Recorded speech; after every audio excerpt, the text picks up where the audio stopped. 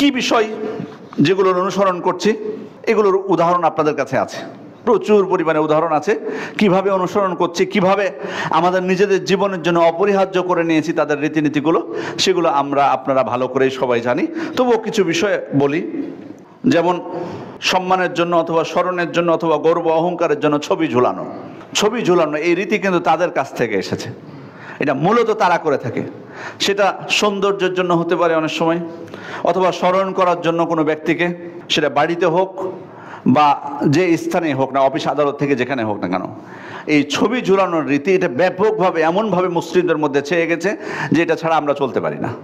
একজন গেলেও আরেকজন এটার সাথে সাথে ঝুলায়, মানে ছবি ছাড়া ওই জায়গা যাতে ফাঁকা না থাকে সেটা করে নিয়েছে, না হলে কমপক্ষে আমার ছবিটা ওখানে থাকবে স্বভাবে। এই ছবি ঝুলানোর রীতি এটা এসছে খাঁটিভাবে অমুসলিমদের থেকে, তাদের অনুসরণ।